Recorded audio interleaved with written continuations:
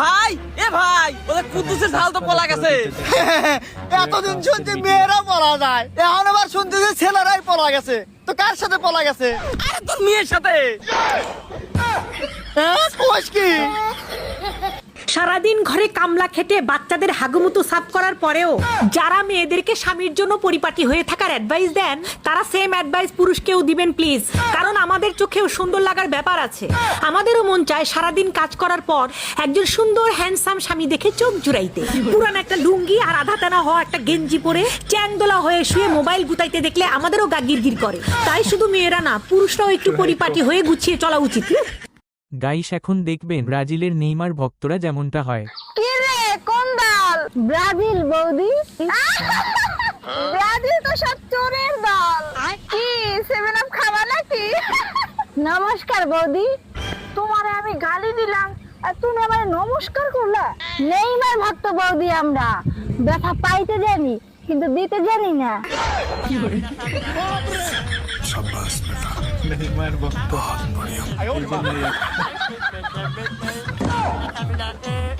Guys, এখন দেখবেন বড় ভাইদের সালাম দেওয়ার ফলাফল যেমনটা হয়। বড় ভাই আসসালামু আলাইকুম। বড় ভাই আসসালামু আলাইকুম। ওই বড় ভাই আসসালামু আলাইকুম। বড় ভাই আসসালামু আলাইকুম। বড় ভাই আসসালামু আলাইকুম। তো ছাপালই না। বড় ভাই আসসালামু আলাইকুম। বড় ভাই, বড় ভাই আসসালামু আলাইকুম। গাইস, এখন দেখবেন তেলের পাম্পে যাওয়ার জন্য বন্ধুর মা তার সাথে যা করে। কি জাম্মা পান্ডে লাগেন?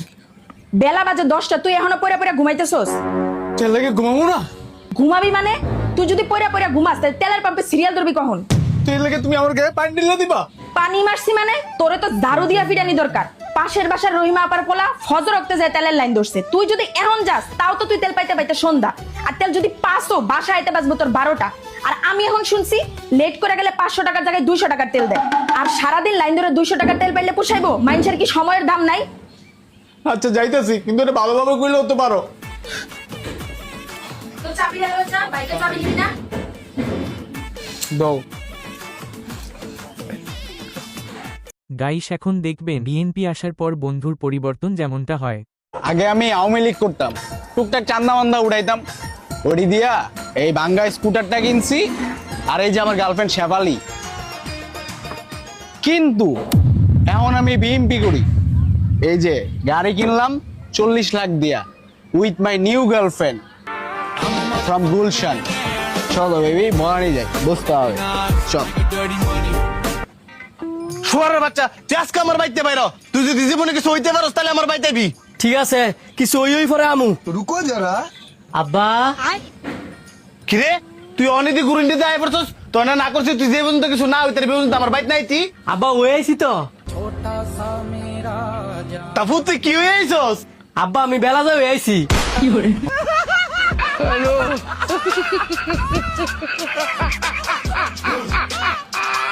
গাইস, এখন দেখবেন মিস্ত্রি সাব যখন কাজ করতে আসে তখন যা হয়। আরে মিস্ত্রি সাহেব এত লেট? আরে ওপারে ওই এত লেট করে আসে। এই চুপ, বদ জন্য যাবে যাবে দে। দাঁড়া, আপনারা যান, কাজে যান।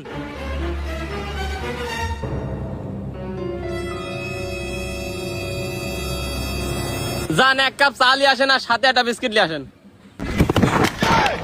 যাওয়ারা কাম ঠবানে নাই, চা মারাইছে। গাইস, এখন দেখবেন মেয়েদের পটানোর নিনজা টেকনিক। এই গরমের মাঝে আমি আর রান্না বান্না করতে পারবো না। আরে এটা তো গরম না, এটা তো তোমার রূপের আগো। ও আচ্ছা, দেখো না তুমি কত সুন্দর। তাহলে আমি বাকি সব রান্না বান্না গুলো শেষ করে আসছি। বেড়ি মানুষ, একটু পাম দিয়া দিছি আর করে যা কাম কর দাদা। গাইস, এখন দেখবেন 100 টাকা না দেওয়ার জন্য ডাক্তার বন্ধুর সাথে যা করে। ডাক্তার কয় টাকা হইলো? ওই 400 টাকা বিল হইছে, দেন দে। কে রে, বিল হইলো 400 টাকা, দিল 500 টাকা। 100 টাকা তো আমার কাছে নাই।